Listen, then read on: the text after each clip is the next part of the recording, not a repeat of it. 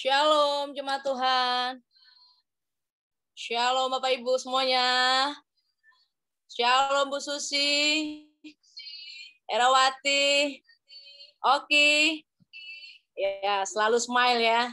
Selalu bersuka cita dalam Tuhan. Katakan amin. Ya, puji syukur kita boleh berkumpul kembali dalam ibadah Zoom kita. Mari Bapak Ibu, kita siapkan hati kita untuk datang kepada Tuhan. Kita akan memuji, menyembah Tuhan. Kita berikan persembahan yang terbaik buat Tuhan. Supaya Tuhan disenangkan dan Tuhan dimuliakan. Katakan amin. Puji Tuhan Bapak Ibu. Nanti kita akan mulai pembacaan Mazmur, terus penyembahan, dan kita akan diberkati lewat firman Tuhan. Dan biarlah sepanjang ibadah ini kita boleh fokus untuk Tuhan. Haleluya. Sebelum mulai ibadah Bapak Ibu, kita akan mendengarkan firman Tuhan, bacaan. Mari bersama-sama kita ikuti. Tuhan Yesus memberkati.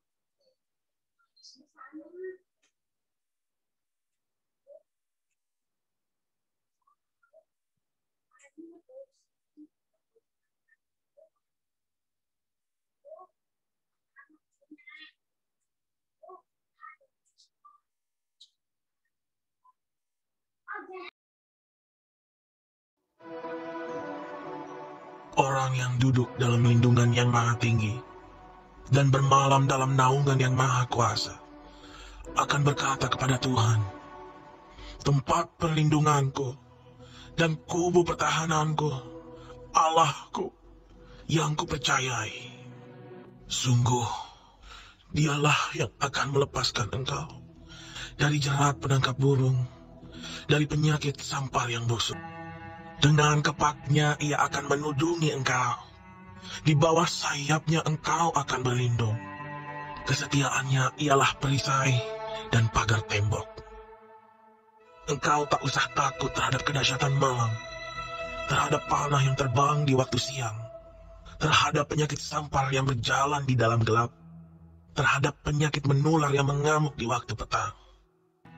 Walau 1000 orang rebah di sisimu, dan 10.000 di sebelah kananmu, tetapi itu tidak akan menimpamu.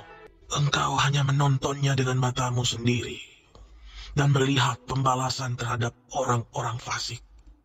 Sebab Tuhan ialah tempat perlindunganmu, yang maha tinggi telah kau buat tempat perteduhanmu. Malapetaka tidak akan menimpa kamu, dan tulah tidak akan mendekat kepada kemahmu. Sebab malaikat-malaikatnya akan diperintahkannya kepadamu untuk menjaga engkau di segala jalanmu. Mereka akan menatang engkau di atas tangannya, supaya kakimu jangan terantuk kepada batu. Singa dan ular tedung akan kau langkahi. Engkau akan menginjak anak singa dan ular naga. Sungguh, hatinya melekat kepadaku, maka aku akan meluputkannya. Aku akan membentenginya, sebab ia mengenal namaku. Bila ia berseru kepadaku, aku akan menjawab.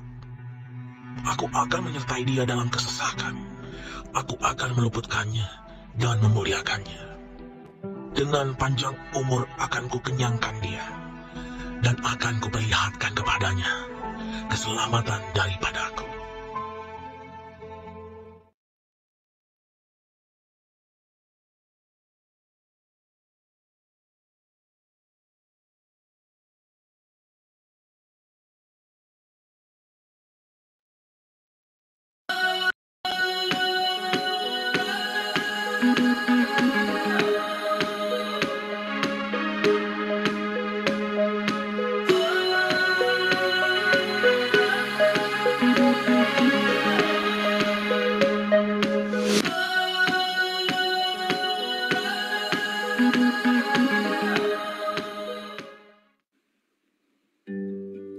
Shalom Bapak Ibu Jemaat yang dikasihi Tuhan.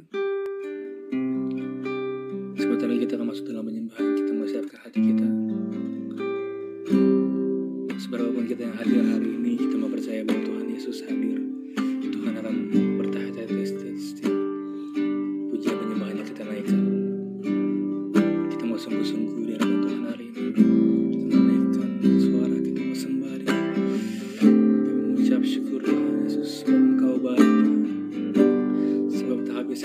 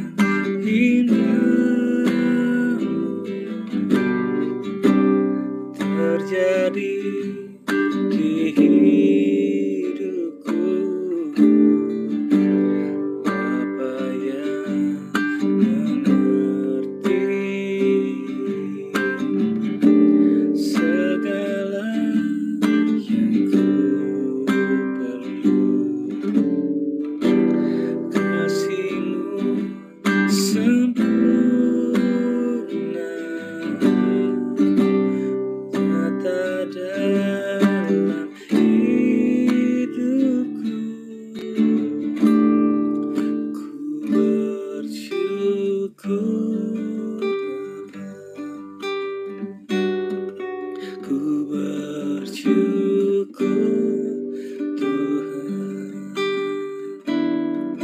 buat kasih setiamu di dalam hidupku. Ku bersyukur dan kami katakan ku bersyukur Bapa. Ku bersyukur Tuhan buat kasih setiamu di dalam hidupku. Ku bersyukur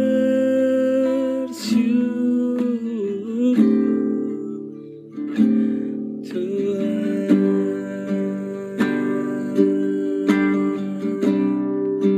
Mari kita naikkan lagu ini dari awal dengan sungguh-sungguh. Kita katakan terima kasih Tuhan, terima kasih.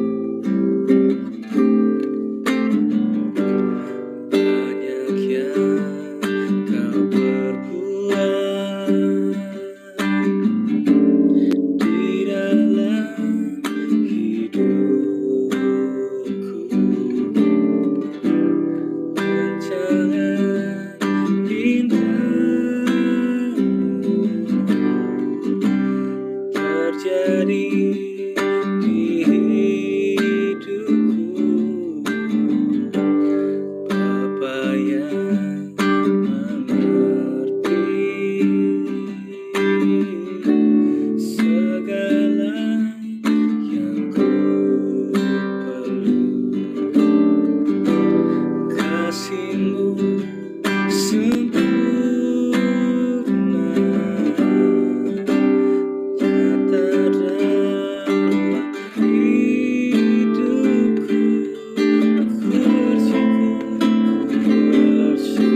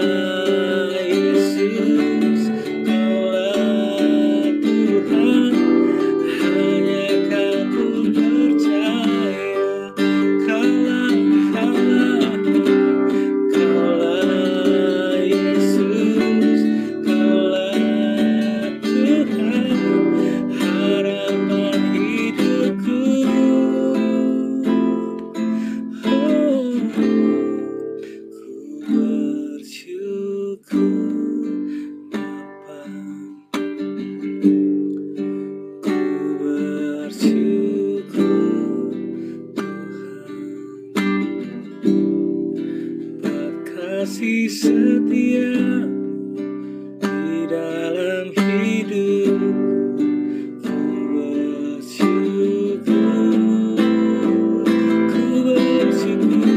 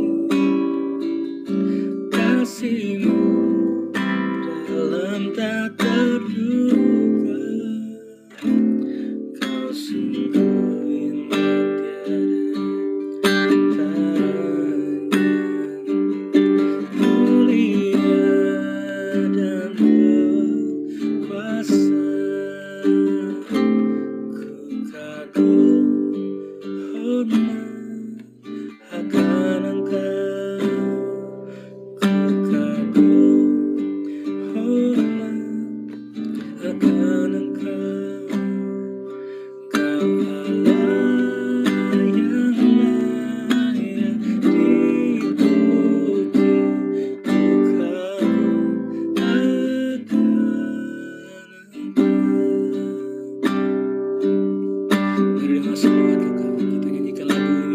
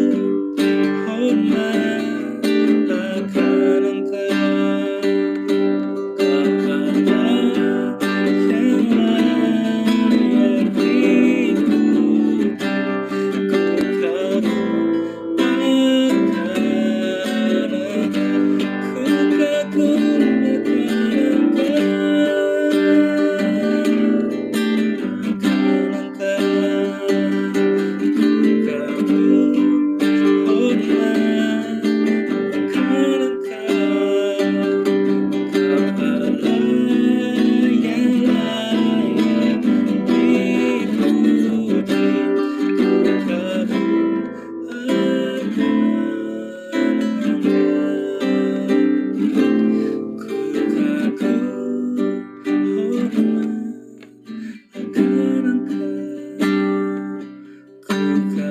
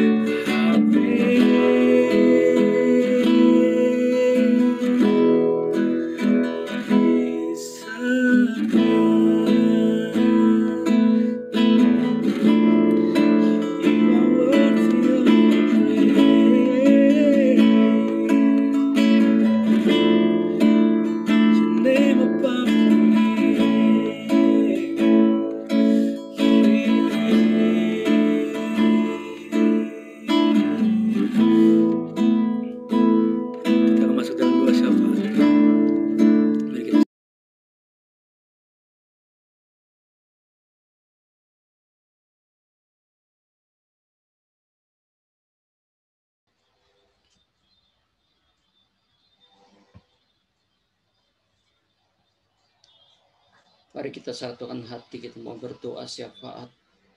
Mari di rumah-rumah angkat tangan kita mau berdoa di dalam roh, supaya roh kita senantiasa kuat dan connect dengan Roh Kudus. Ura babata karya bata karabata karabata karabata karabu. Ura bababa barala barala barala barala barala barala barala barala barala barala barala barala barala. Kura baba takara barala barala yarala yarala yarala borala rara. Kura baba sikirala yarala yarala yarala yarala yarala yarala yarala yarala yarala yarala. Terima kasih Tuhan, Engkau dahsyat, kami kagum dan hormat akan Engkau. Engkau Allah yang maha tinggi, maha mulia, maha dahsyat. Kami bersyukur kami bisa ada di ibadah online ini bersatu hati ya Tuhan. Menundukkan diri, merendahkan hati, menyembah-Mu ya Tuhan. Kami bersyukur Tuhan Yesus, kami ada di bangsa yang besar ini, bangsa yang Kau urapi ini Tuhan, bangsa di mana kan Kau pakai menjadi alat-Mu, yaitu negara kesatuan Republik Indonesia yang Kau cintai, yang Kau kasih, yang di mana gereja-Mu ada ya Tuhan, menyembah-Mu ya Tuhan. Kami percaya dan bersyukur Tuhan. Pentakosta ketiga sudah lahir di Indonesia, di bangsa ini ya Tuhan. Kami percaya Tuhan, manifestasi kuasa Pentakosta ketiga Tuhan akan dinyatakan Tuhan. Roh Kudus yang maha dahsyat Tuhan sedang dicurahkan Tuhan atas Indonesia Tuhan. Melebihi yang terjadi di Azusa Street ya Tuhan. Kami percaya kuasa Roh Kudus Tuhan akan membangkitkan Tuhan Yesus, menuai jiwa yang terbesar, yang terakhir sebelum Engkau datang ya Tuhan. Akan membangkitkan generasi Yeremia, yaitu anak-anak muda yang dipenuhi Roh Kudus, yang cinta mati-matian kepada Tuhan Yesus, yang tidak kompromi terhadap dosa, dan yang akan bergerak menangkan jiwa-jiwa ya Tuhan. Kami percaya Roh Kudus akan dicurahkan juga Tuhan Yesus atas ketujuh gunung yang ada di Indonesia, gunung pemerintahan, gunung pendidikan, gunung media, gunung seni dan budaya, gunung agama, gunung keluarga, gunung bisnis. Tuhan Yesus, Roh Kudus akan menguasainya melalui generasi Yeremia Tuhan. Akan terjadi revival Tuhan, akan terjadi transformasi Tuhan, karena Roh Kudus sedang bergerak atas Indonesia. Atas Indonesia Tuhan, dalam nama Yesus Tuhan. Tuhan memberkati Indonesia, Tuhan memulihkan bangsa ini, Tuhan melakukan terobosan terjadi di mana-mana Tuhan atas Indonesia Tuhan. Berkat Tuhan melimpah Tuhan, sehingga Indonesia menjadi negara yang luar biasa, negara yang maju, negara yang dahsyat, diberkati Tuhan, menjadi kuat, menjadi kokoh, disegani Tuhan, makmur ya Tuhan. Terima kasih Tuhan. Kami juga bawa dalam doa untuk DKI Jakarta dengan 11 juta penduduknya Tuhan. Tuhan berkati Tuhan. Kami juga percaya Roh Kudus Pentakosta ketiga Tuhan sedang bergerak atas DKI Jakarta, sedang bergerak atas Jakarta Timur, Jakarta Barat, Jakarta Utara, Jakarta Pusat, Jakarta Selatan, dilingkupi oleh kuasa-Mu Tuhan Yesus, sehingga terjadi terobosan ya Tuhan dalam segala bidang ya Tuhan. Terjadi ya Tuhan kebangunan rohani di DKI Jakarta Tuhan. Gereja-gereja bangkit Tuhan, gereja-gereja bangkit Tuhan. Kebangkitan doa Tuhan terjadi Tuhan atas kota kami Tuhan. Orang-orang menjadi gemar berdoa, lapar dan haus akan hadirat Tuhan Tuhan. Menara doa, rumah doa online Tuhan Yesus akan penuh ya Tuhan, memenuhi Tuhan udara, atmosfer di Jakarta ya Tuhan. Diberkatilah DKI Jakarta, diberkatilah, terjadi terobosan, terjadi pemulihan, diberkatilah Gubernur Anies, diberkati, pakai menjadi alat untuk menata kota kami, menjadi kota yang dahsyat, kota yang benar, kota yang suci, kota yang kudus, yang penuh dengan kesatuan dan persatuan. Dalam nama Yesus terjadi ya Tuhan.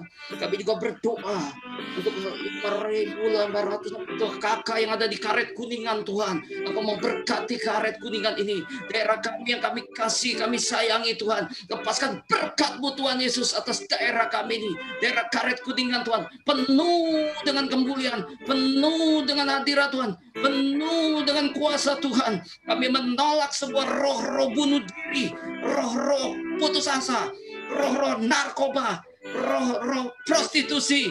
Keluar dalam nama Yesus dari Karet Kuningan. Keluar semua roh kekacauan, Kita keluar COVID-19, kita keluar dalam nama Yesus. Roh krisis kemiskinan keluar dalam nama Yesus. Sakit penyakit roh maut keluar dalam nama Yesus. Lepaskan berkat-Mu Tuhan.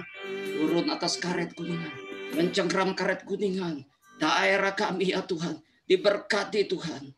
Terima kasih Tuhan. Kami juga bawa dalam doa untuk pemimpin-pemimpin rohani kami, untuk Bapak Gembala Sidang kami kasih Bapak Pendeta Dr. Insinyur Iko Nyotor Hardi beserta keempat wakilnya Tuhan. Tuhan pakai hamba-Mu Tuhan dengan kuat kuasa-Mu Tuhan. Ada di dalam genggaman tangan-Mu dan perlindungan Tuhan. Anugerah Tuhan terus sukacita damai sejahtera Tuhan melingkupi Tuhan Gembala Sidang kami Tuhan. Dan keluarganya ada dalam perlindungan Tuhan. Engkau utus malaikat-Mu untuk menjaga orang yang Engkau urapi ini ya Tuhan. Untuk melakukan Tuhan kehendak-Mu di akhir zaman ya Tuhan. Yang Engkau taruh isi hati-Mu Tuhan. Yang akan disuarakan lewat suara kenabian, lewat suara kerasulan. Dan akan disampaikan pesan-pesan buat bangsa ini. Buat bangsa-bangsa Tuhan. Dan Engkau akan beri wibawa dan otoritas. Setiap pernyataannya Tuhan Yesus, Engkau akan menggenapinya dari surga ya Tuhan. Engkau akan melawat Tuhan Yesus. Engkau melawat ya Tuhan. Kau memberkati Tuhan Yesus hamba-Mu ini. Kau pakai lebih lagi dahsyat ya Tuhan. Lebih lagi dahsyat ya Tuhan. Menjadi alat-Mu di akhir zaman Tuhan Yesus. Menjadi alat revival-Mu ya Tuhan. Oh terima kasih ya Tuhan. Menjadi messenger Pentakosta-Mu ya Tuhan. Terima kasih Bapa. Kau yang membela. Kau yang meneguhkan. Kau yang memberi kekuatan. Kau yang memberi kebaruan Tuhan. Terima kasih Tuhan. Kami juga berdoa untuk Bapak Karayon. Bapak Pendeta James Sela Pranoto. Beserta kedua wakil Tuhan. Urapi, lindungi, bungkus jaga Tuhan seperti biji mata-Mu Tuhan. Pakai supaya rayon satu mengalami revival, mengalami kemenangan, mengalami terobosan demi terobosan ya Tuhan. Pakai dengan dahsyat ya Tuhan. Pakai dengan dahsyat hamba-Mu ini Tuhan. Ada dalam kasih perlindungan Tuhan. Kami juga bawa dalam doa untuk gembala kami kasih Tuhan. Hamba-Mu Tuhan, Pendeta Rio Tuhan. Engkau urapi terus Tuhan. Kau penuhi dengan roh-Mu, hikmat-Mu Tuhan. Ada senantiasa atas hamba-Mu ini. Yang menuntun, yang memimpin setiap langkah demi langkahnya Tuhan Yesus. Untuk melakukan pekerjaan-Mu ya Tuhan. Untuk melayani Engkau ya Tuhan. Khususnya memimpin, menggembalakan jemaat-Mu di GB Karet Kuningan. Berikan kekuatan dan otoritas-Mu Tuhan. Pakai lebih lagi Tuhan. Berikan hikmat tuntunan-Mu dengan jelas dan detil ya Tuhan. Untuk membawa umat-Mu Tuhan. Masuk dalam gerbang kemuliaan-Mu yang lebih dahsyat dan lebih besar lagi Tuhan.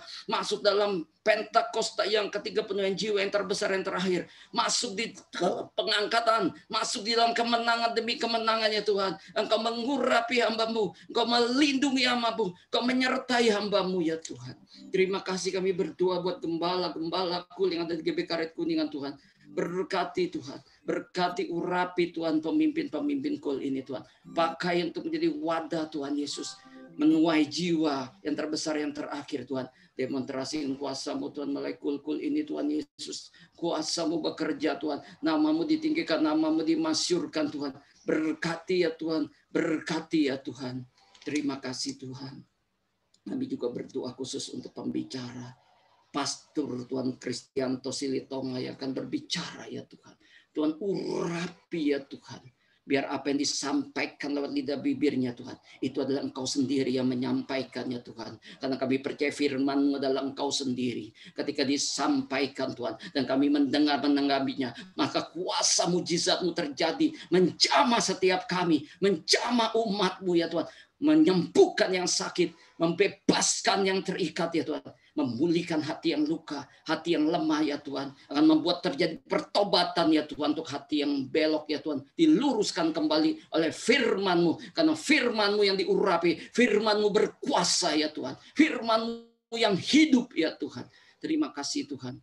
Kami juga bawa dalam doa untuk umat-Mu, jemaat GB Karet Kuningan yang ada di rumah-rumah Tuhan. Engkau berikan kekuatan yang baru untuk tidak menjadi lemah, untuk tidak menjadi lesu. Lindungi dari COVID, lindungi dari penyakit, lindungi dari krisis Tuhan. Luputkan kami dari kesusahan yang besar. Keluarga besar GB Karet Kuningan ini. Luputkan dari antikris Tuhan. Biar ketika Engkau datang Tuhan, tidak ada yang tertinggal. Kami mau kami diangkat Tuhan. Masuk dalam pernikahan anak domba Allah yang luar biasa Tuhan. Itu impian kami, itu keinginan kami Tuhan. Di dunia ini kami lebih dari pemenang. Kami lebih dari pemenang. Kami boleh menuai jiwa yang terbesar yang terakhir. Kami boleh menikmatinya. Menjadi pelaku-pelaku firman Tuhan. Terima kasih Bapak, terima kasih. Damai sejahtera-Mu turun, berkat-Mu turun ya Tuhan. Terima kasih Tuhan. Terima kasih. Dalam nama Yesus kami berdoa dan mengucap syukur. Haleluya. Amin.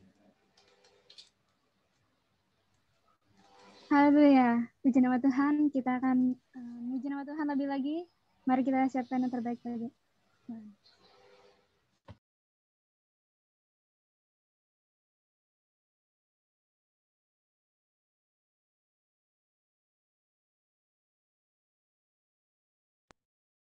Haleluya. Shalom Bapak Ibu Saudara yang dikasihi Tuhan. Kita naikkan pujian ini dengan sorak-sorai yang terbaik bagi Tuhan. Amin. Haleluya. Hanya bagi Dia.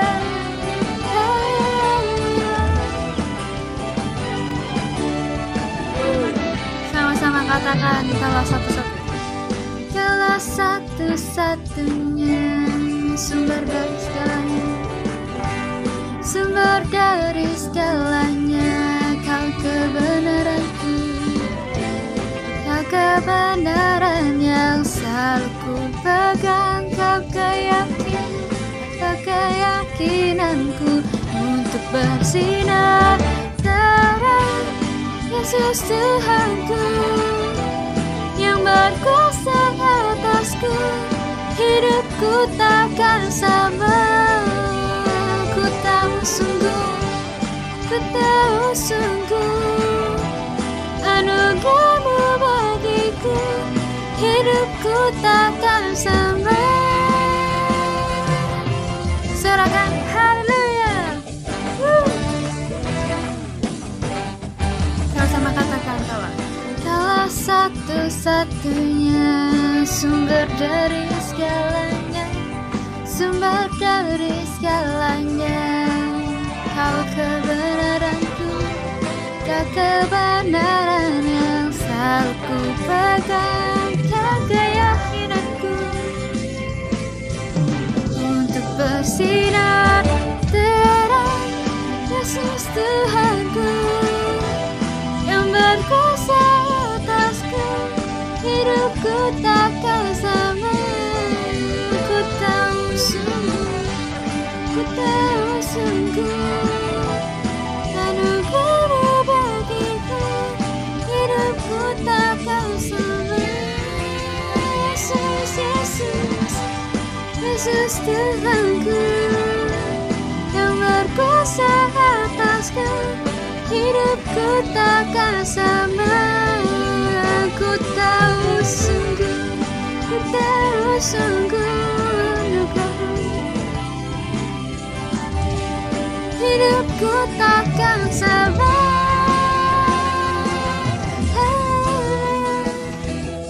Mari semua tepuk tangan di atas kepalanya. Sebab yang lama sudah berlalu, yang baru sudah datang. Hidup kami tidak akan sama lagi. Amin. Katakan kau alasan untuk kehidup, hanya banyak rangkangmu.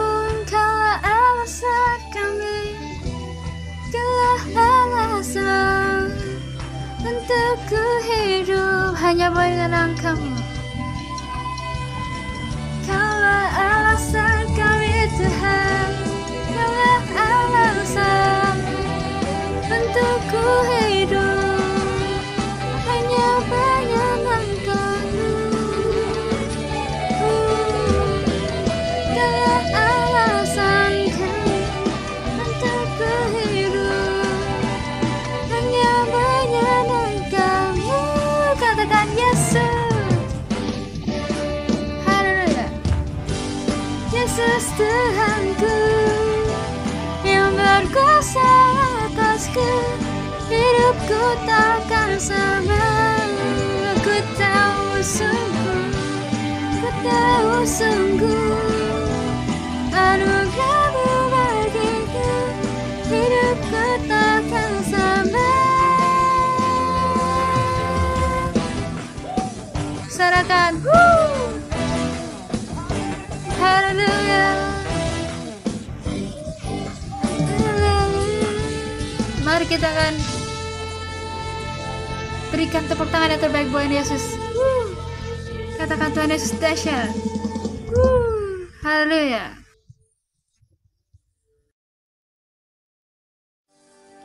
Haleluya. Masih semangat puji nama Tuhan. Yang masih semangat puji nama Tuhan, boleh dong tepuk tangannya sambil sorakan. Haleluya. Dan ada satu juru selamat yang turun ke dunia untuk menyelamatkan hidup Bapak Ibu Saudara dan saya. Katakan amin. Terima kasih Tuhan. Mari sama-sama katakan Kau Tuhan yang mulia. Kau Tuhan yang mulia, turun ke dunia untuk tebus segala dosa. Kau beri keselamatan, keselamatan, beri kesempatan. Kasih-Mu mengubahkan jika ku semua dosaku, maka Kau adalah setia dan adil, setia dan adil. Kau akan mengampuni dan sucikan dari segala yang jahat. Mari jemaat Tuhan katakan, tak mau ku hidup, tak mau ku hidup lagi dunia ini lagi. Tak ingin kompromi, tak ingin kompromi, tak ingin lakukan hal yang dapat ciptakan hatimu. Tak mau ku hidup di luar tutur kata firman-Mu yang telah bebaskanku. Bebaskanku, Yesus, kebenaran-Mu adalah pilihan, adalah pilihanku.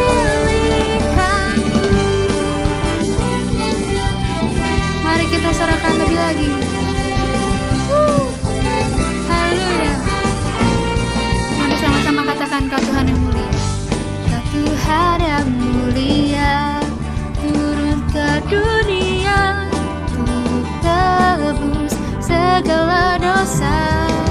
Kau beri keselamatan, keselamatan, beri kesempatan. Kasih-Mu mengubahkan. Mari katakan, jika ku akui semua dosaku, maka Kau adalah setia dan adil, setia dan adil. Maka mengampuni dan sucikan dari segala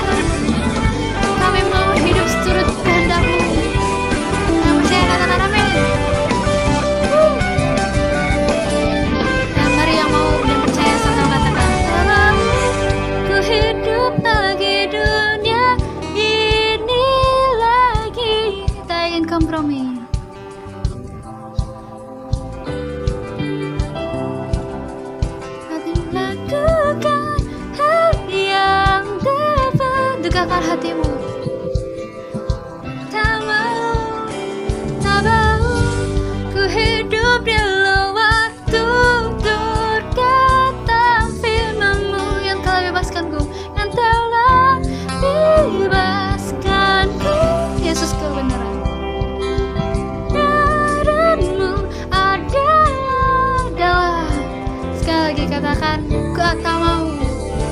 Tak mau ku hidup lagi dunia ini lagi.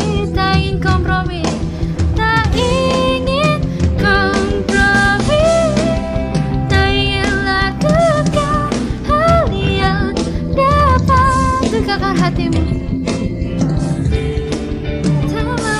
Tak mau ku hidup di luar tutur kata firman-Mu yang telah bebaskan ku, Yesus. Kebenaran-Mu adalah, mari semua katakan, tak mau. Tak mau ku hidup di dunia ini lagi. Tak ingin kompromi, tak ingin kompromi, tak ingin lakukan hal yang dapat dukakan. Tak mau hidup di luar tutur kata firman-Mu yang telah bebaskanku. Bebaskanku, Yesus. Kebenaran-Mu adalah pilihanku. Berikan tepuk tangan sorak-sorai bagi Tuhan. Haleluya. Hidup kami diubahkan Tuhan. Sorakan haleluya. Berikan tepuk tangan yang dahsyat bagi Tuhan kita. Amin.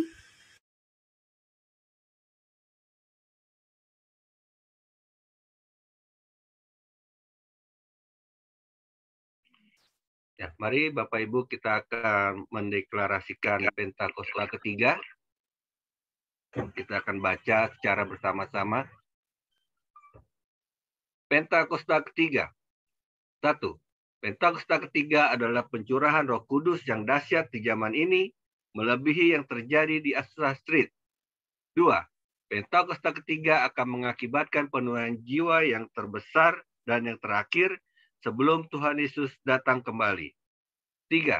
Pentakosta ketiga akan membangkitkan generasi Yeremia, yaitu anak-anak muda yang dipenuhi Roh Kudus, cinta mati-matian kepada Tuhan Yesus, tidak kompromi terhadap dosa, dan akan bergerak untuk memenangkan jiwa. 4. Pentakosta ketiga lahir di Indonesia dan bergerak ke bangsa-bangsa. Gerakan ini dari timur ke barat dan akan kembali ke Yerusalem. 5. Pentakosta ketiga akan memberikan kuasa untuk menyelesaikan amanat agung, dan setelah itu Tuhan Yesus datang kembali. Amin.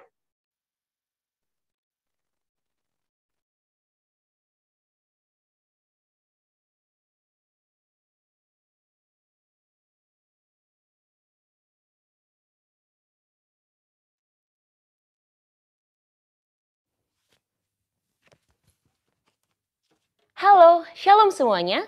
Di dalam Voice of Pentecost hari ini, kita akan membahas tujuan Allah memberi berkat. Kebanyakan orang Kristen kalau mendapat berkat akan mengucapkan haleluya. Tetapi ketika mendapatkan yang tidak enak, bisa mengucapkan, "Aduh, mengapa begini Tuhan?" Pertama-tama kita harus mengerti terlebih dahulu arti dari berkat. Menurut Kamus Besar Bahasa Indonesia, berkat adalah karunia Tuhan yang membawa kebaikan dalam hidup manusia. Definisi ini menjelaskan bahwa berkat datang dari Tuhan untuk manusia.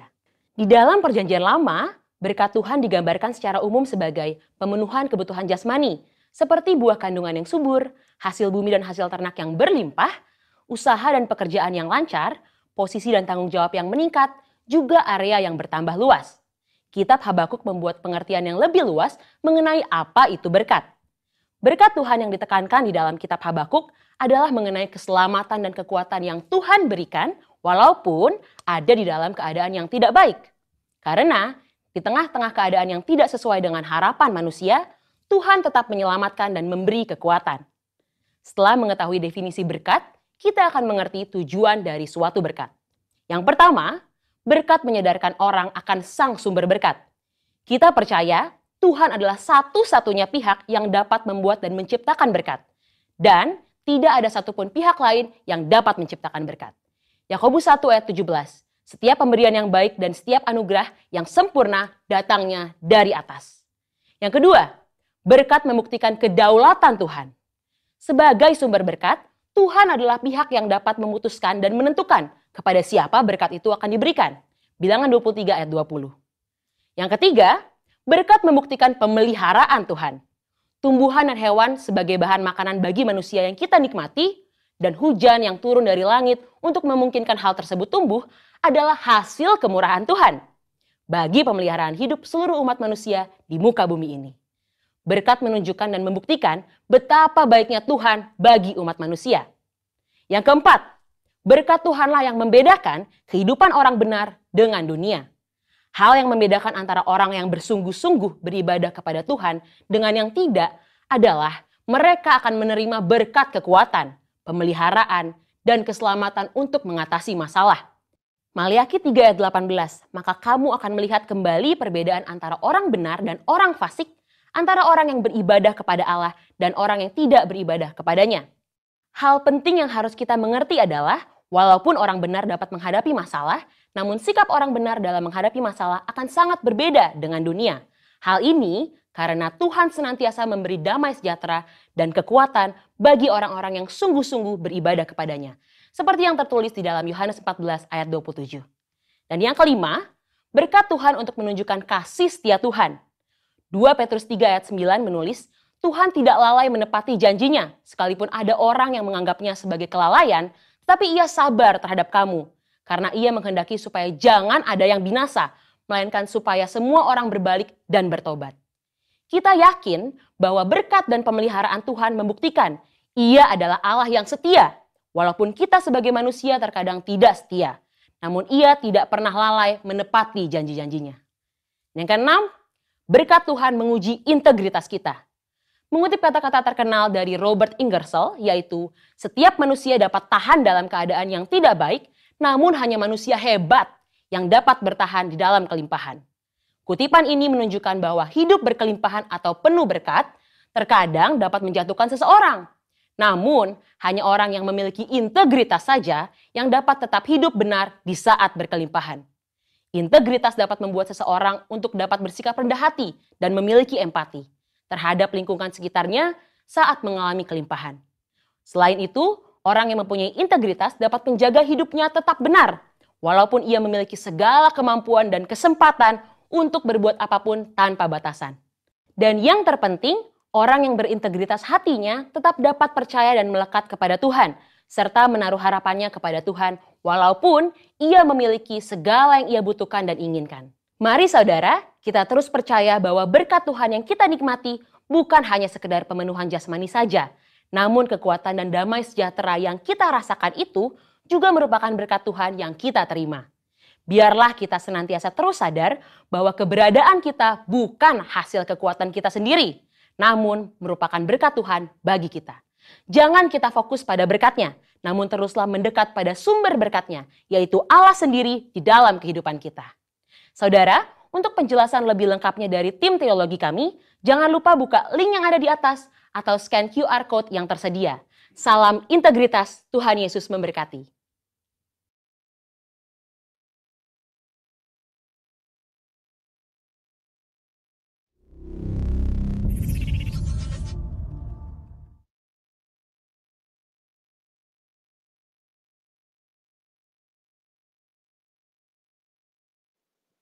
Shalom saudara, mari kita berdoa sebelum kita mendengarkan firman Tuhan.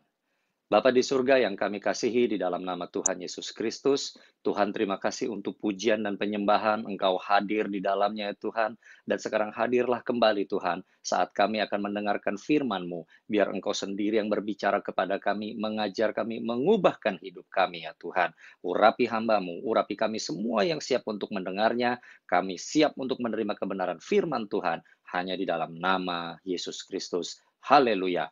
Amin. Amin. Shalom Bapak Ibu Saudara sekalian, dimanapun Anda berada, saya percaya Anda semua dalam keadaan sukacita, penuh dengan Roh Kudus, dan tetap bergairah di dalam Tuhan kita, Yesus Kristus. Haleluya. Hari ini Bapak Ibu Saudara, saya mau membagikan bahwa ada suatu misi yang luar biasa yang Tuhan Yesus lakukan saat dia datang ke atas muka bumi ini.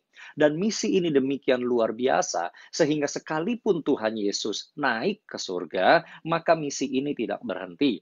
Misi ini tetap diteruskan oleh semua orang yang mengaku bahwa Yesus Kristus adalah Tuhan dan Juru Selamat. Nah, apakah misi yang khusus daripada Tuhan Yesus ini? Mari kita buka Alkitab kita sekarang, yaitu dari Injil Lukas pasal yang ke-19 ayat yang ke-10. Lukas 19 ayat yang ke-10. Dikatakan di sana, sebab anak manusia datang untuk mencari dan menyelamatkan yang hilang. Tugas daripada Tuhan Yesus, misi daripada Tuhan Yesus, anak manusia itu adalah datang untuk mencari dan menyelamatkan yang hilang. Yang setuju katakan amin.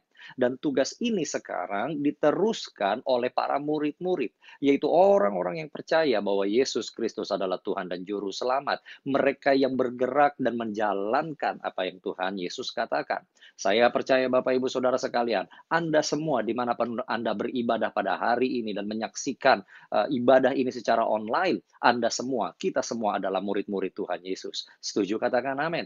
Nah, Bapak Ibu Saudara sekalian, ketika kita mendengarkan kata mencari dan menyelamatkan yang hilang, biasanya nih yang kita pikirkan hanyalah mencari jiwa-jiwa yang belum kenal Tuhan, atau mungkin yang belum sungguh-sungguh di dalam Tuhan. Dan ketika kita merasa orang-orang di sekitar kita, keluarga kita, teman kita, rekan-rekan kerja kita, bukanlah lagi orang yang terhilang, bukanlah lagi orang-orang yang tidak percaya Tuhan, maka kita menganggap tugas kita sudah selesai. Tetapi benarkah hanya itu saja, bahwa tugas untuk mencari dan menyelamatkan yang hilang hanyalah mereka yang belum kenal Tuhan Yesus, hanyalah mereka yang belum sungguh-sungguh di dalam Tuhan? Ataukah barangkali ada suatu hal yang lain berbicara mengenai yang terhilang ini? Kalau kita buka satu ayat lagi, juga sama di dalam Injil Lukas, yaitu pasal yang kelima ayat 31-32, maka mari kita buka Lukas 5 ayat 31-32, dikatakan, lalu jawab Yesus kepada mereka, katanya, bukan orang yang sehat yang memerlukan tabib, tetapi orang sakit. Aku datang bukan untuk memanggil orang benar, tetapi orang berdosa supaya mereka bertobat. Di dalam Lukas 5 ayat 31-32 ada interaksi Tuhan Yesus dengan beberapa orang dan banyak diantaranya adalah Farisi. Dan orang-orang Farisi ini sedang sedikit protes sama Tuhan Yesus atas apa yang dia lakukan. Tetapi kemudian Tuhan Yesus menjelaskan di sana dengan menggunakan suatu pengandaian, dikatakan bukan orang yang sehat yang butuh tabib, yang butuh dokter, tetapi orang yang sakit. Lalu Tuhan menggunakan pengandaian ini, perumpamaan ini dibuat paralel dengan misi dia, yaitu bahwa Tuhan datang bukan untuk memanggil orang benar, tetapi orang berdosa, supaya mereka bertobat. Nah, Bapak Ibu Saudara sekalian, dengan ayat yang kita baca ini, maka jelas Bapak Ibu Saudara sangat menarik, bahwa ketika Tuhan berkata dia memanggil orang yang benar, dia datang bukan untuk memanggil orang yang benar, tetapi orang yang berdosa supaya mereka bertobat, lalu dikaitkan itu dengan perumpamaan ada orang sakit butuh dokter, maka sekarang kita mengerti Bapak Ibu Saudara, bahwa perihal mencari dan menyelamat yang hilang, bukan saja mengenai orang yang berdosa, tetapi juga mereka membutuhkan bantuan. Sama sepertinya orang sakit, Bapak Ibu Saudara sekalian, mereka membutuhkan bantuan, mereka membutuhkan uluran tangan. Demikian juga tugas kita hari-hari ini. Kita bukan hanya sekedar mencari mereka yang belum kenal Tuhan Yesus, tapi ternyata ada kategori yang lain daripada yang terhilang, yaitu mereka yang sakit. Hari ini Bapak Ibu Saudara sekalian, kita akan belajar dari satu pasal secara penuh. Dan oleh karena waktu tidak mungkin kita membaca satu pasal secara penuh, oleh karena itu saya sangat merekomendasikan, mendorong Bapak Ibu Saudara sekalian, supaya Anda setelah ibadah ini, bahkan sebelum hari ini berakhir, Anda membaca kembali satu pasal yang akan kita bahas. Kita akan melihat di dalam satu pasal ini bahwa ternyata ada 4 kategori yang dikatakan orang yang terhilang. Dan kepada mereka yang terhilang ini, atau tepatnya proses menghilang ini, maka kita harus mengulurkan tangan kita. Kita harus mengulurkan hidup kita untuk membantu mereka, supaya mereka jangan benar-benar menjadi terhilang selama-lamanya. Nah, di dalam pasal yang akan kita baca ini ada 4 jenis yang harus kita ulurkan tangan. Di mana itu? Mari kita buka Alkitab kita, Lukas 15. Hari ini kita akan belajar Lukas 15 secara keseluruhan. Ada 3 kisah di sana, ada 3 cerita, perumpamaan, pengandaian yang Tuhan Yesus sendiri ajarkan, dan dari 3 kisah ini kita akan dapatkan 4. Dari 3 kisah kita akan dapatkan 4 pribadi, 4 tipe orang yang harus kita perhatikan. Karena 4 tipe orang ini seringkali ada di dalam kehidupan kita. Dan saya berdoa, seandainya ternyata Anda ada di bagian dari salah satu 4 kategori ini, maka Anda juga cepat-cepat bertobat, supaya Anda tidak menjadi terhilang. Haleluya. Mari kita buka, yaitu Lukas pasalnya yang ke-15. Lukas pasalnya yang ke-15, mulai dari ayat 1 sampai terakhirnya, Bapak Ibu Saudara ya, sampai ayat yang ke-32. 3 kisah di sana dan kita akan melihat satu demi satu kisah-kisah ini. Kisah yang pertama dicatat di dalam Lukas 15 ayat 1 sampai 7 ya. Kisahnya di sana adalah mengenai domba yang hilang. Di dalam kisah ini Tuhan Yesus sedang memberikan suatu kisah di mana ada seorang gembala yang memiliki 100 ekor domba, tapi ternyata satu dombanya menghilang. Apa yang dilakukan gembala ini? Dia memastikan yang 99 tetap aman terlebih dahulu, lalu dia mencari satu domba yang hilang itu. Dan ketika domba yang hilang ini ditemukan, Bapak Ibu Saudara, dia demikian gembira, sehingga dibawa kembali dan dia mengadakan pesta dengan sahabat-sahabatnya, karena dombanya yang hilang itu telah ditemukan kembali. Nah, ada apa dengan domba atau binatang domba sampai Tuhan menggunakannya di dalam pengajarannya? Bapak Ibu Saudara sekalian, domba adalah binatang yang secara beratus-ratus tahun, bahkan pada zamannya Tuhan Yesus, binatang yang sudah sepenuhnya didomestikasi, dipelihara oleh manusia. Hari-hari ini tidak ada lagi yang namanya domba yang liar, yang hidup sendiri di alam bebas. Kambing mungkin, tapi domba tidak ada lagi. Domba adalah binatang yang hidupnya sudah bergantung penuh kepada manusia. Harus ada yang memelihara dia, harus ada gembalanya. Contoh binatang lain apa, Pastor Chris? Unta. Tidak ada lagi unta liar di alam bebas ini. Dan kalau ditemukan ada unta liar atau domba liar, itu pasti kabur dari peliharaan. Beberapa waktu yang lalu, contohnya di dalam sebuah siaran dokumentasi, ditemukan ada domba liar yang hilang. Dan dombanya itu mati, kenapa? Karena bulunya sudah berkembang demikian lebat, menutupi muka dan wajahnya, dia tidak bisa bernafas dan akhirnya mati. Jadi dibutuhkan manusia untuk mencukur bulunya. Tubuh mereka, hidup mereka sangat tergantung kepada manusia. Yang kedua adalah domba juga sangat bergantung kepada kawanannya.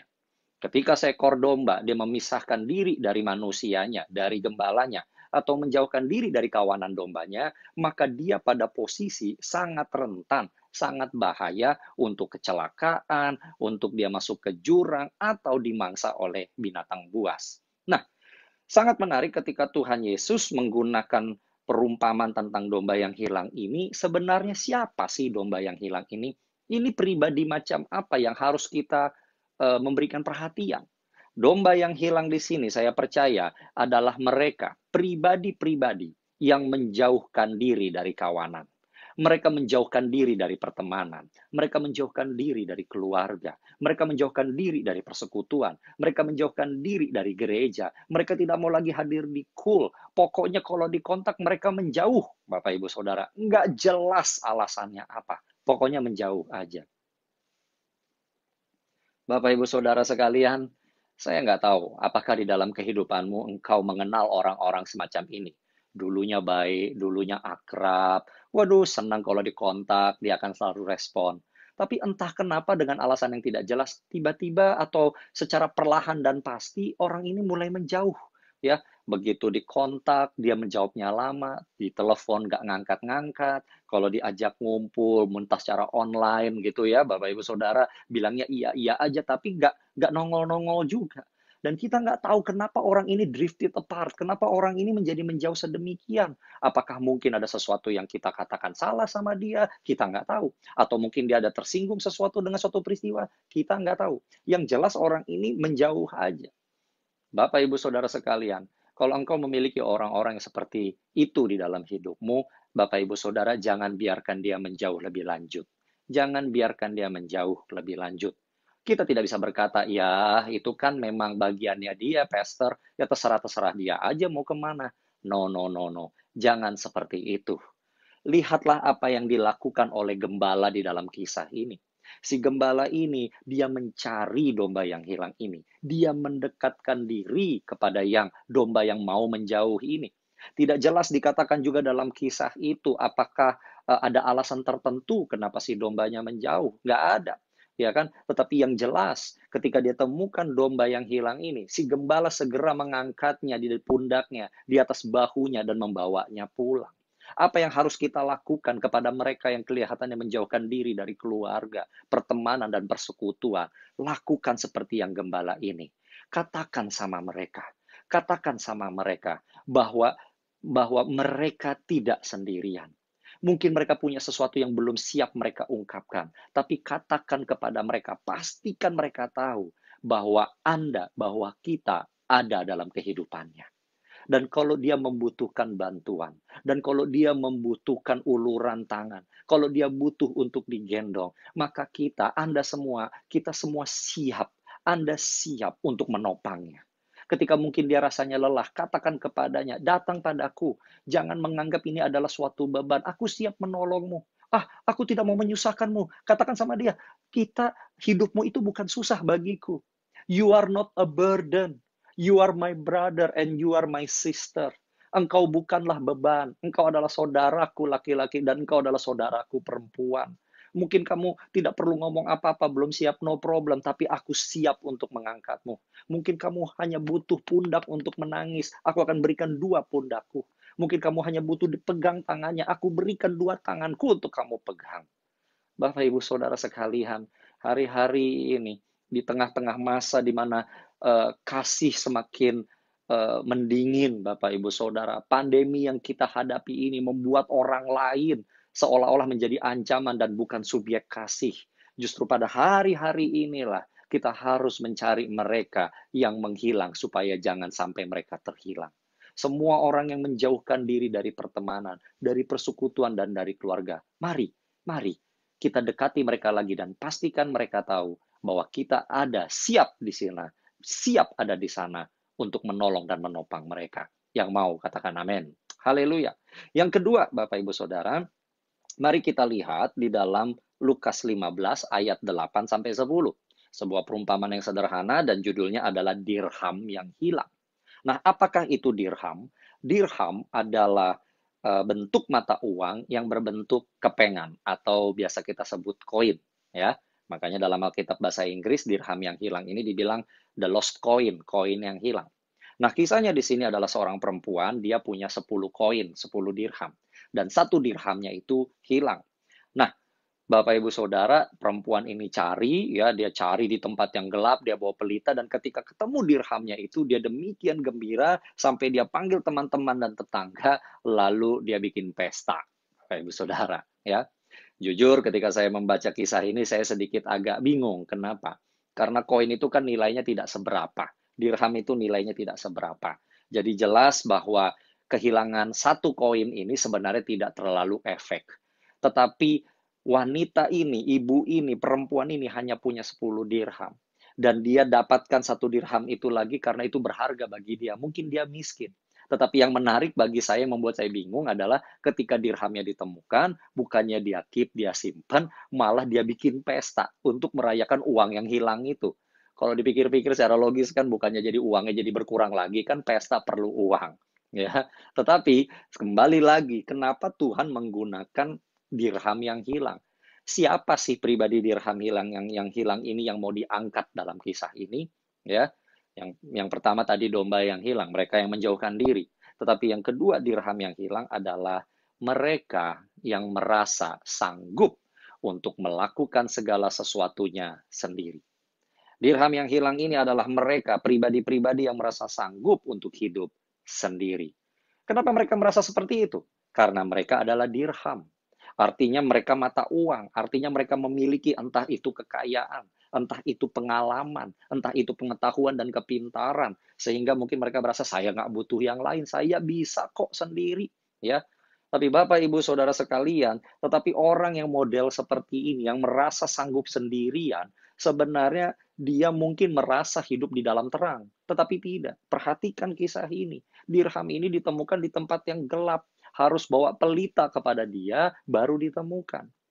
Bapak, Ibu, Saudara sekalian, orang-orang yang merasa untuk melakukan segala sesuatunya sendirian, sebenarnya mereka tidak sadar mereka hidup di dalam gelap. Tahu kenapa? Karena manusia diciptakan oleh Allah bukan untuk hidup sendirian. Manusia diberkati. Kita semua diberkati, dikasih pengalaman, dikasih kekayaan, dikasih pengetahuan demi pengetahuan. Itu semua bukan hanya untuk diri kita sendiri, tetapi untuk kita menjadi berkat bagi orang lain. Semua pengalaman, berkat, pengetahuan, apapun yang ada pada kita yang Allah berikan oleh karena kasih karunia-Nya kepada kita, bukan untuk kita sendiri, tetapi untuk kita menjadi berkat bagi banyak orang. Sehingga kalau kita berkata bahwa segala sesuatu yang saya punya, atau mungkin kita berkata saya nggak punya sesuatu. No. Semua anak Tuhan pasti punya sesuatu. Sekalipun itu dirham kecil, pasti punya sesuatu. Segala sesuatu yang kita miliki adalah supaya kita juga bisa membagikannya pada orang lain. Supaya hidup kita ini menjadi berkat pada orang lain. Saat kita berkata, tidak ada sesuatu yang bisa saya berikan pada orang lain, itu pun kita dalam gelap. Atau kita mau berkata, segala sesuatu yang saya punya hanya untuk diri kita sendiri, itu pun juga sesuatu yang gelap. Dan orang seperti ini mungkin dia nggak merasa kehilangan dengan orang lain. Tapi lihat, ya, si dirham nggak merasa kehilangan si ibu, tapi si ibu sangat merasa kehilangan. Adakah orang-orang di dalam hidupmu hari-hari ini yang mungkin tidak merasa kehilangan engkau, tapi engkau jelas sekali merasa kehilangan dia? Hidupmu rasanya tidak enak, tidak lengkap, karena orang ini dulu pernah ada dalam kehidupanmu, tapi sekarang dia menghilang. Mungkin dia merasa tidak butuh engkau, tapi engkau butuh dia. Nah, bagaimana bagian kita? Apa yang harus kita lakukan untuk menolong orang semacam ini? Lakukan apa yang si ibu ini, perempuan ini lakukan. Dia membawa cahaya, dia membawa pelita untuk menemukan dirham ini. Bagaimana kita menolong orang yang semacam demikian? Bawa cahaya kepada dia. Katakan kepadanya bahwa hidup semacam ini tidaklah benar. Menjauhkan diri, sanggup melakukan sendiri. Kalau kerja nggak pernah mau teamwork. Oh, saya pokoknya nggak butuh yang lain. Saya aja deh kerja sama orang lain ribet. Nggak boleh kayak begitu, saudara.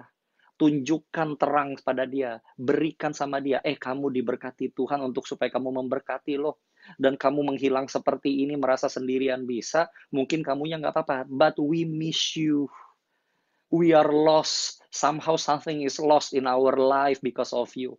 Entah bagaimana kayaknya ada yang hilang dalam hidup kami karena kamu nggak ada. Tunjukkan kepada dia terang itu supaya matanya terbuka.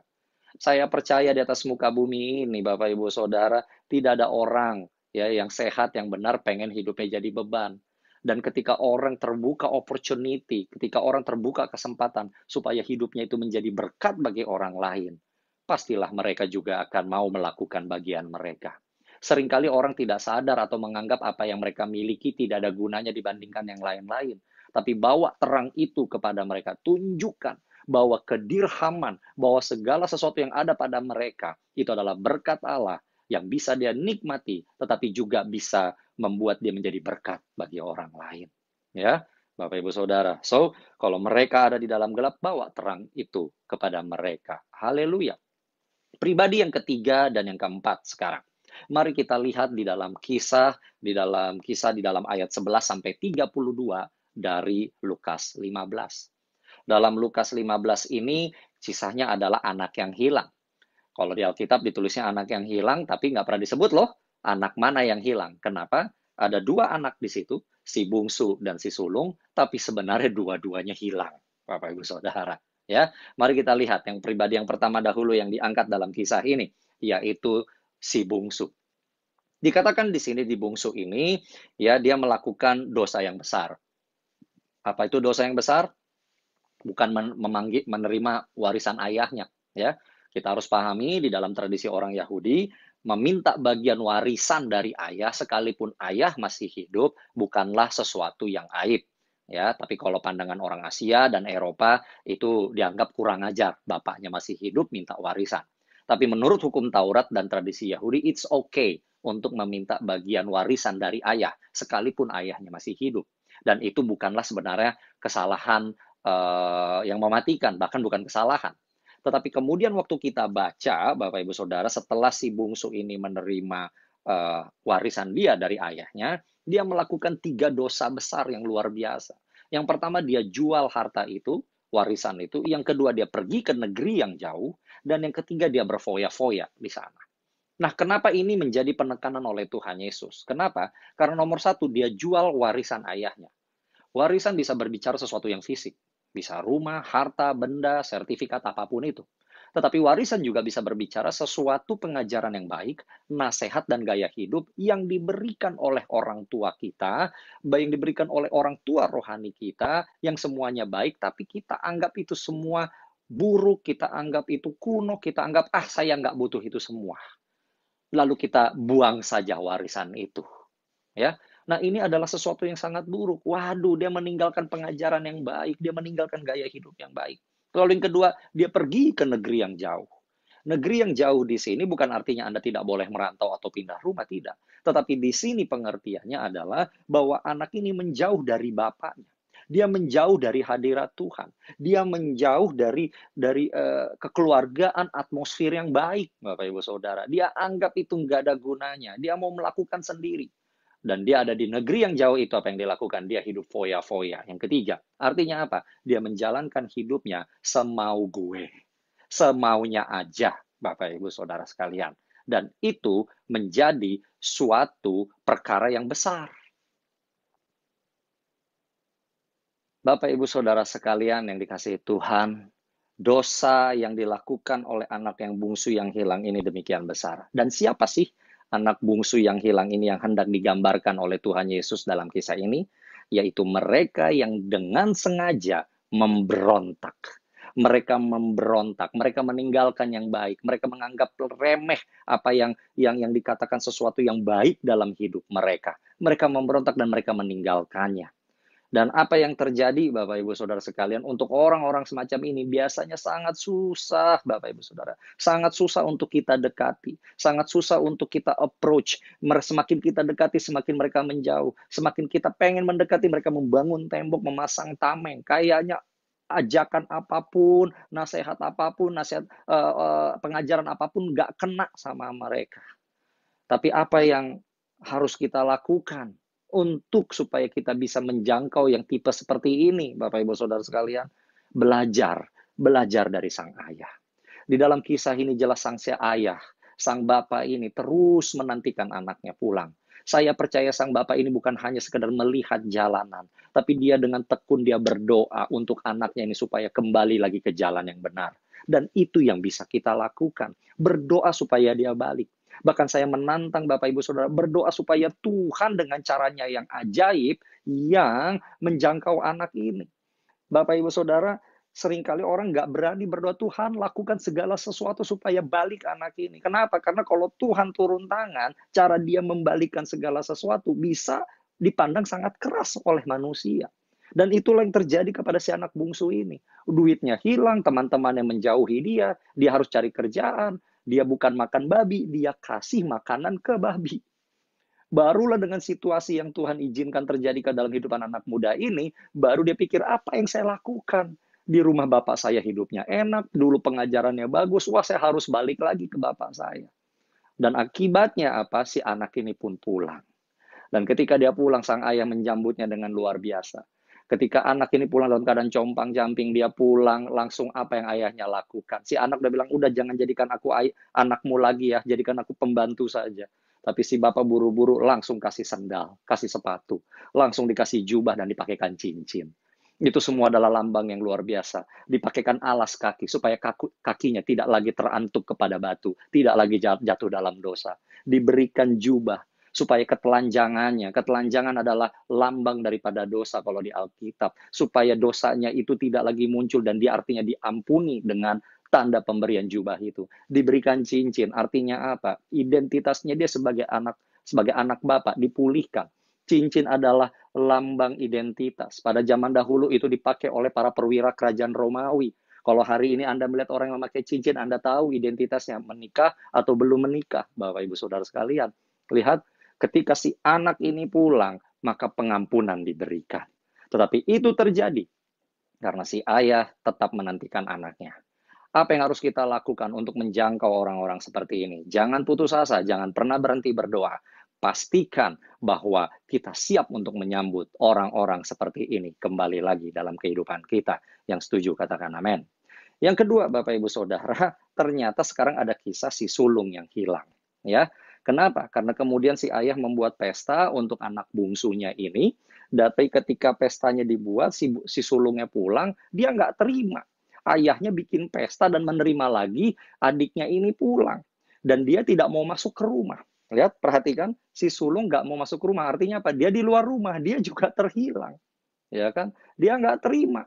Sampai si ayahnya keluar, lalu bilang, ada apa? Wah, ayah tuh nggak fair. Aku setia sama papa, aku kerja sama papa, tapi nggak pernah dibuat pesta kayak begini. Nah, ini anaknya papa. Ya kan pulang ngabisin harta segala macam, langsung bikin pesta kayak gini. Nggak fair, nggak fair.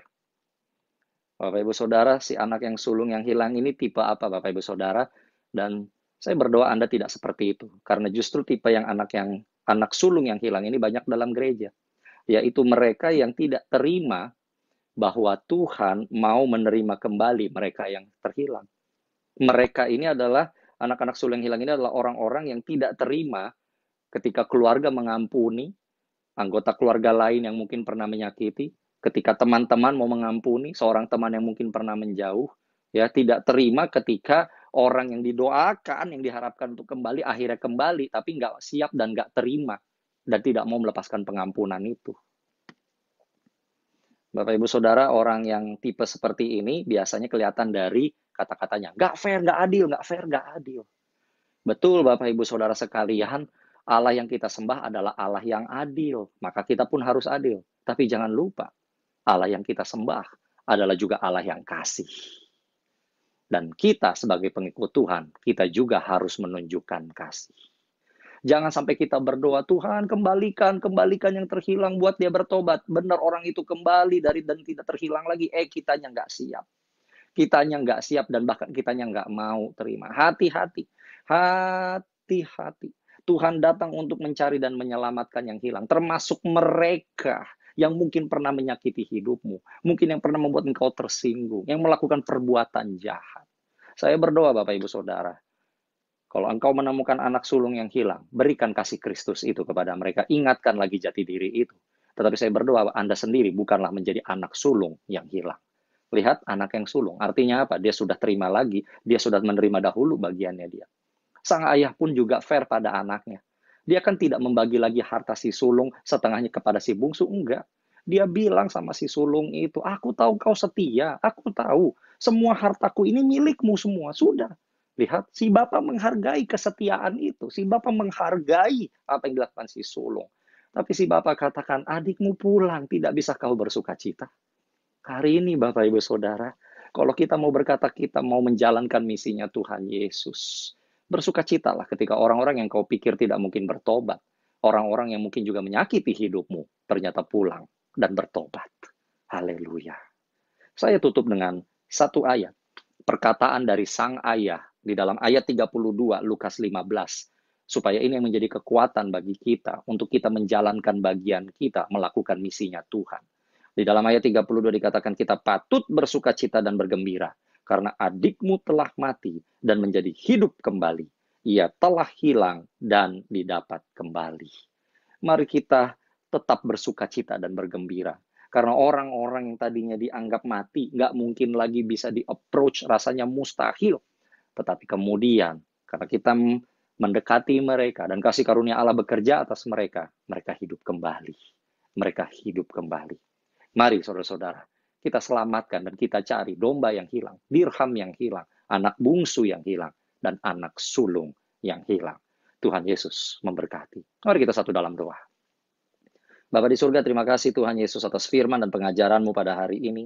Ajar kami Tuhan untuk memperhatikan mereka yang terhilang, mereka yang menghilang dalam kehidupan kami. Berikan kepekaan kepada kami sehingga kami tahu Tuhan untuk menjangkau dan mencari mereka. Kami rindu di era Pentakosta ketiga, pemenuhan amanat agung-Mu ini ya Tuhan. Kami Tuhan, kami semua anak-anak-Mu Engkau pakai Tuhan sebagai alat-Mu yang luar biasa. Terima kasih Bapa di surga, terus penuhi kami dengan hadirat Roh Kudus, sehingga kami menjadi alat-Mu ya Tuhan, menjadi alat-Mu ya Tuhan, mencari dan menyelamatkan yang hilang. Terima kasih Tuhan, hanya di dalam nama Tuhan Yesus Kristus. Haleluya. Amin. Amin. Tuhan Yesus memberkati.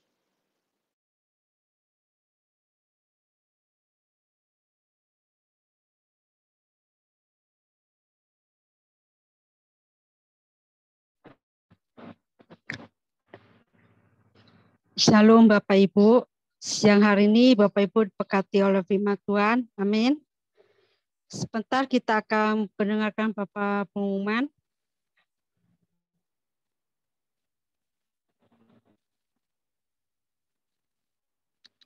Kami dari GPI Kari Kuningan mengucapkan terima kasih kepada Bapak Pendeta Disyanto Sistonga atas pelayanannya. Tuhan Yesus memberkati. Persembahan syukur dan perpuluhan dapat ditransfer ke rekening pemata GPI Kari Kuningan dengan nomor di bawah ini. Bagi yang sudah memberi, harap mensertakan bukti transfer, foto struk jika transfer ATM atau SWIFT jika internet banking.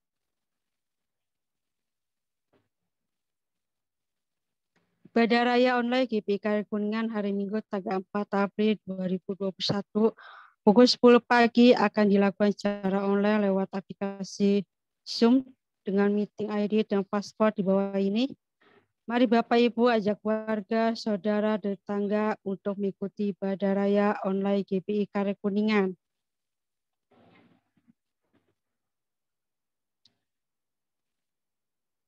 Bapak Ibu yang kami dari GPI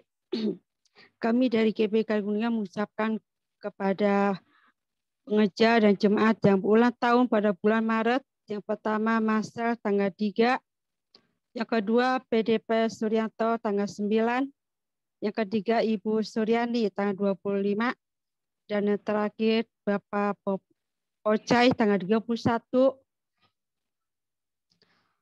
Pengumuman tambahan untuk ibadah Jumat Agung itu akan dilakukan pada hari Jumat tanggal 2 April 2021 pukul 10 pagi. Akan dilakukan secara online dengan nomor dan paspor bawah ini, disertai dengan perjamuan kudus. Jadi Bapak Ibu ngajak keluarga dan saudara untuk mengikuti Jumat Agung. Sekian pengumuman, Tuhan Yesus memberkati.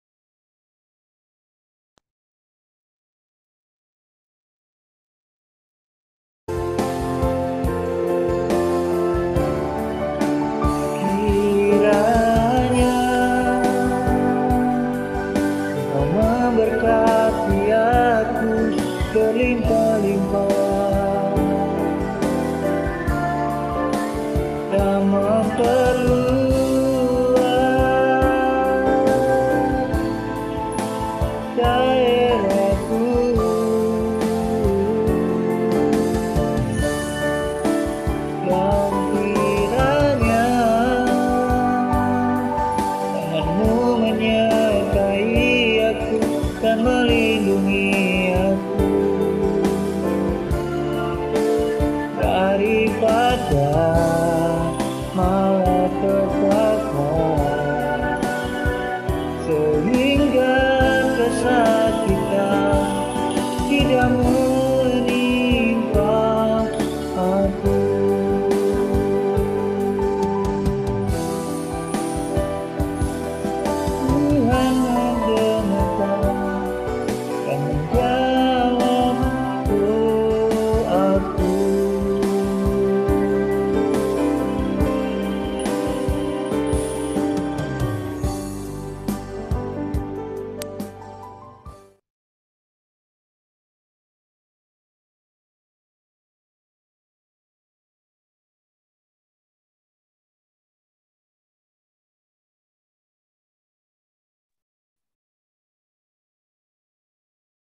Mari Bapak Ibu kita akan akhiri ibadah kita siang hari ini. Mari kita satukan hati, kita berdoa. Tuhan Yesus, terima kasih untuk ibadah online siang hari ini Tuhan. Terima kasih Tuhan, kami bisa menyembah, memuji-Mu Tuhan. Kami sudah mendengarkan firman-Mu. Kami mau belajar bagaimana kami mau menjadi gembala yang baik. Kami belajar, kami mau menjadi anak yang baik, menjadi ayah yang baik Tuhan. Buat orang-orang sekitar kami Tuhan. Kami akan mencari setiap jiwa-jiwa yang belum mengenal Engkau, buat setiap jiwa-jiwa yang terhilang, dan kami boleh mengembalikan mereka untuk kami persembahkan kepadamu. Terima kasih Tuhan untuk ibadah hari ini Tuhan. Kami juga berdoa untuk Marcel, untuk Pak Suryanto, untuk Ibu Suryani, untuk Pak Pokcai, yang bulan ini Kau tambahkan usia mereka ya Tuhan. Terima kasih Tuhan untuk setiap pemeliharaan-Mu di dalam kehidupan mereka. Kami percaya Tuhan, Kau sendiri akan menambah-nambahkan hikmat, kesehatan, kekuatan, penghiburan di dalam kehidupan mereka. Engkau menyertai setiap langkah mereka. Engkau menyertai sekolah mereka, menyertai pelayanan mereka, menyertai pekerjaan mereka di dalam nama Tuhan Yesus. Rumah tangga mereka Engkau berkati. Ada sukacita, damai sejahtera, berlimpah-limpah dalam kehidupan mereka. Terima kasih Tuhan, terima kasih. Kami serahkan hamba-hamba-Mu ini ke dalam tangan-Mu. Mereka semua aman dalam perlindungan-Mu. Terima kasih Bapa yang baik, dan sebentar kami akan akhiri ibadah ini dengan menerima berkat yang terbaik daripada-Mu. Mari Bapak Ibu, kita akan angkat tangan kita yang kudus di hadapan Tuhan, dan kita akan terima berkat-Nya. Kiranya kasih karunia dan damai sejahtera yang berlimpah-limpah dari Allah Bapa melalui Putranya yang tunggal Tuhan kita Yesus Kristus, serta persekutuan manis dengan Roh Kudus menyertai Bapak Ibu Saudara sekalian mulai hari ini sampai Tuhan datang kedua kali menjemput kita di awan-awan, bahkan sampai selama-lamanya. Kita yang percaya sudah diberkati, sama-sama katakan amin. Ya, selamat hari Minggu, Tuhan berkati. Jangan lupa sekali lagi diingatkan, hari Jumat kita ada ibadah Jumat Agung. Ya, kita ada ibadah Jumat Agung tanggal 2 April jam 10 seperti biasa secara online.